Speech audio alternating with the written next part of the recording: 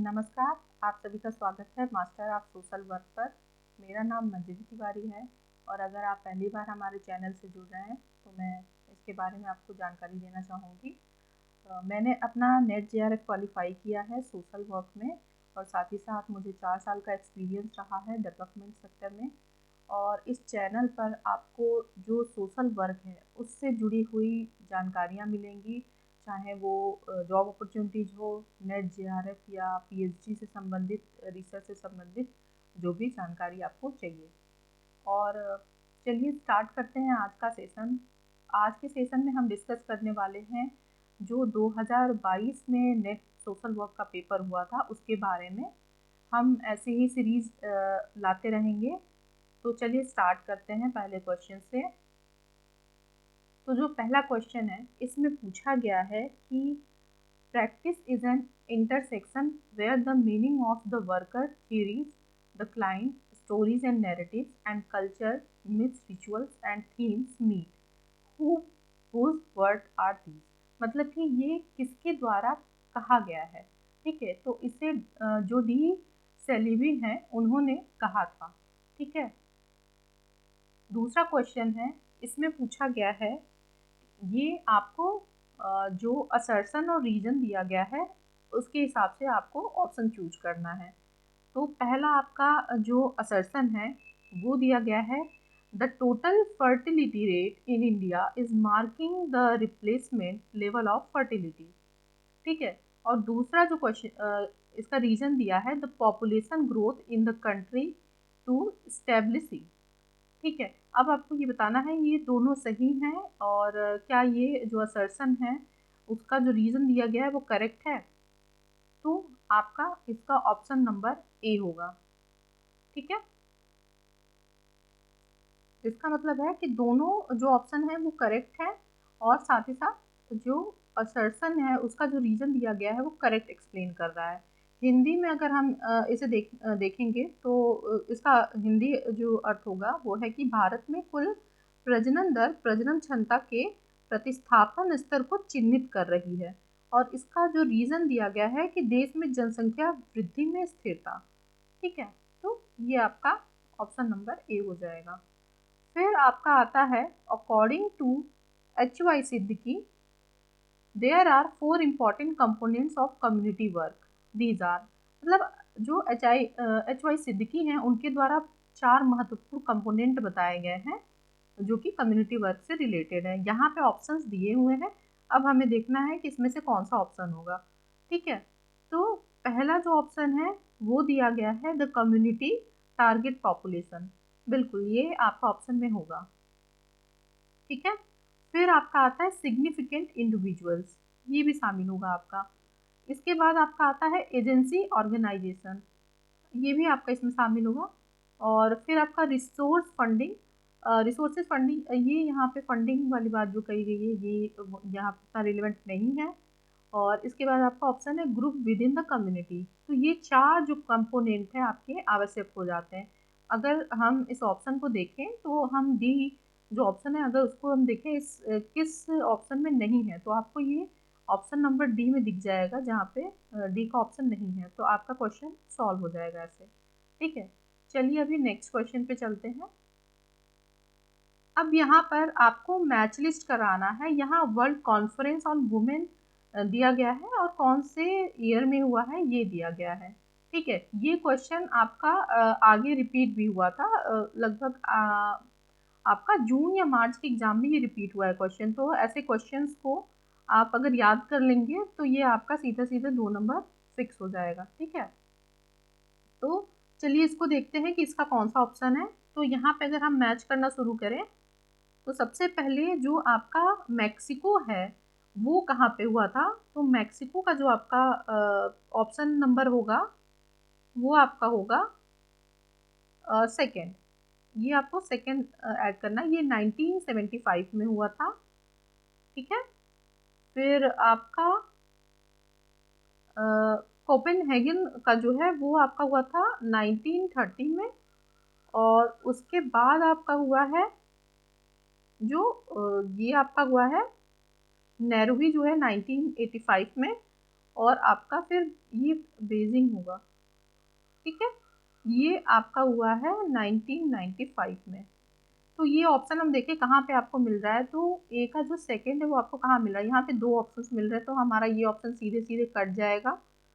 और उसके बाद हम देख लेते हैं कोपन हैगन जो है आपका बी का थर्ड, ये आपको कहाँ मिल रहा है, तो आपको बी का थर्ड ये आपके सेकेंड पॉइंट में मिल जा रहा है।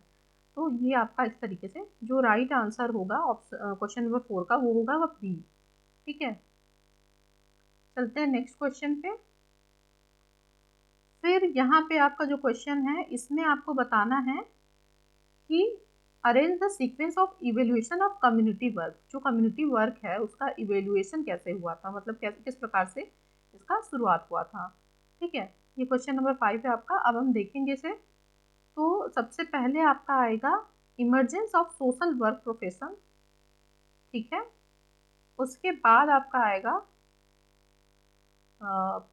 नेबरहुड और कम्युनिटी आइडिया, ठीक है। तो ये इस प्रकार से आपका हो जाएगा।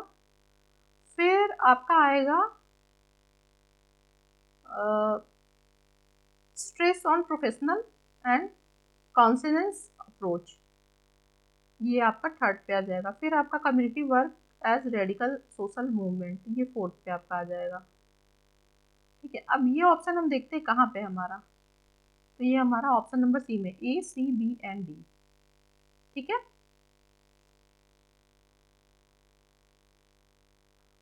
चलते हैं हम नेक्स्ट क्वेश्चन पे। अब ये जो छठवां क्वेश्चन है इसमें हमें मल्टीपल चॉइस ऑप्शन दिया हुआ है। तो यहाँ पे जो सवाल है कि which of the following statements are true about collective consciousness, मतलब सामूहिक चेतना, ठीक है।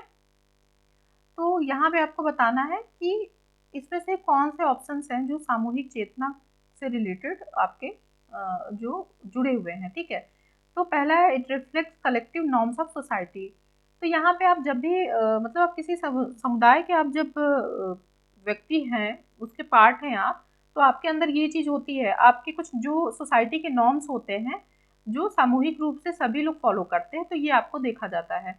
दूसरा है आपका कि it promotes expectation for acceptable behaviour, मतलब यहाँ पे आपसे एक आशा की जाती है, आपसे एक्सपेक्टेशंस होती है सोसाइटी की, आप कुछ जो व्यवहार हैं जो सोसाइटी द्वारा आपको एक्सेप्ट किए गए हैं कि आपको ऐसा व्यवहार करना है जो सोसाइटी की नज़र में अच्छा है, समाज की नज़र में अच्छा है, आपसे वैसे व्यवहार की आशा की जाती है।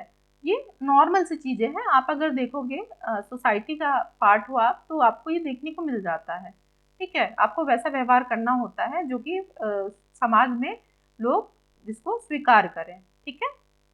फिर आपका ऑप्शन है it places restraints on deviant behaviour, ठीक है।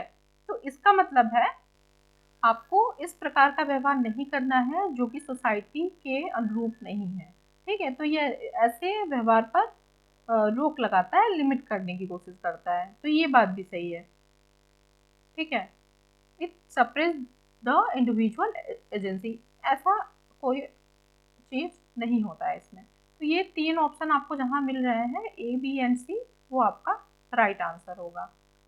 फिर नेक्स्ट क्वेश्चन है, इसमें पूछा गया है the time in the research where nothing new is found in the setting and in which researchers may even lose their perspective if they stay in setting any longer is termed as, मतलब कि ये बात कर रहा है कि एक time आता है जबकि जो रिसर्चर होता है उसे जिस सेटिंग में वो है, मतलब जहाँ वो रिसर्च कर रहा है वहाँ पे उसे कुछ नया फाउंड नहीं हो रहा है, रिसर्च में कुछ नया नहीं पता चल रहा है। ऐसे में क्या होता है, जो रिसर्चर होता है उसका जो पर्सपेक्टिव था उस रिसर्च को करने का वो लूज होने लगता है, मतलब वो चीज़ गायब होने लगती है, ख़त्म होने लगती है। तो इसको क्या कहते हैं, ठीक है। तो ये आपका होता है सैचुरेशन पॉइंट।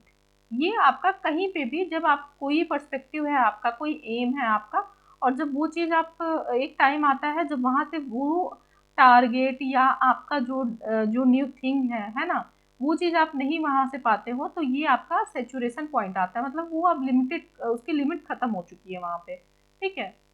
तो ये सेचुरेशन पॉइंट होता है। फिर आपका क्वेश्चन है, according to the rights of person with disability act 2016 the appropriate government shall undertake, और यहाँ पे आपको बताना है कि कौन सा यहाँ पे सब यहाँ पे जुड़ेगा, all general schemes and programs involving person with disabilities. ठीक है, तो यहाँ पर आपका होता है social audit. Government shall undertake of social audit all general schemes and programs involving the disabilities. ठीक है, इस क्वेश्चन में पूछा गया which of the following research designs are largely governed by quasi experimental research design. तो इसमें आपका आता है इवेल्युएशन रिसर्च, इंटरवेंशन रिसर्च और आपका सिंगल सब्जेक्ट डिजाइन। ठीक है, अब इस क्वेश्चन पूछा गया है recording in social case work does not serve as a tool for, मतलब कि जो रिकॉर्डिंग है सोशल केस वर्क में क्या एज अ टूल, क्या चीज़ इसमें नहीं शामिल होती है। ठीक है, तो इसमें से आपको क्या नहीं होता है, डज नॉट, हमेशा याद रखिए नॉट पढ़ना मत भूलिएगा, अक्सर हमसे ये गलती होती है कि हम ये चीज़ें छोड़ देते हैं। ठीक है, तो इसमें जो सबसे अलग ऑप्शन आपको दिख रहा है कि providing personal safeguard to case worker, मतलब यहाँ पर्सनल सेफ गार्ड वाली कोई बात नहीं होती है। ठीक है, ऐसी कोई भी चीज़ शामिल नहीं होती है।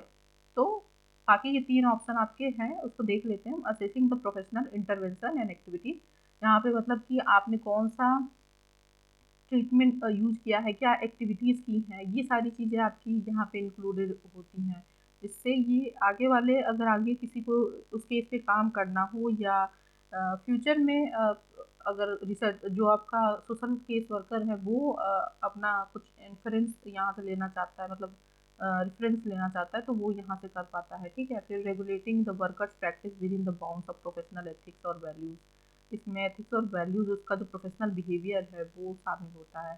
फिर क्वालिफाइंग वर्कर्स अकाउंटेबिलिटी, यहाँ पे जो अकाउंटेबिलिटी होती है वो वर्कर की शामिल हो जाती है। ठीक है, फिर आपका नेक्स्ट क्वेश्चन है, यहाँ पूछा गया है कि what are the models of community organization according to रुथमैन।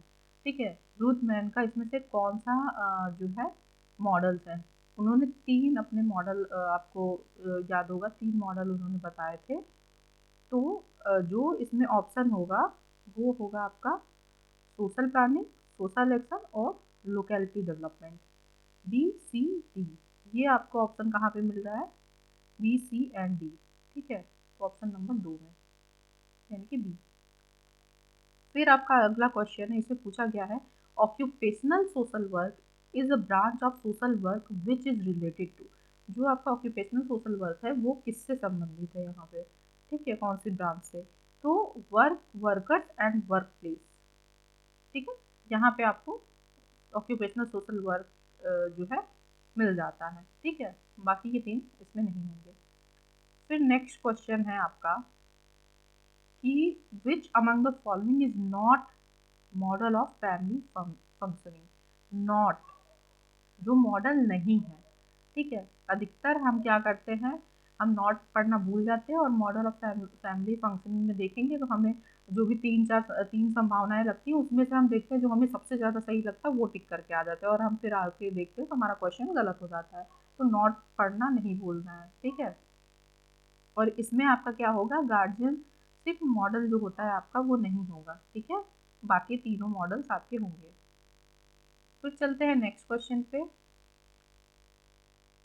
Question number 14 आपका। इसमें आपको जो ऑथर्स है और स्पेशलाइज्ड वर्क फील्ड है उनका उससे आपको मैच कराना है। ठीक है, तो चलिए देखते हैं।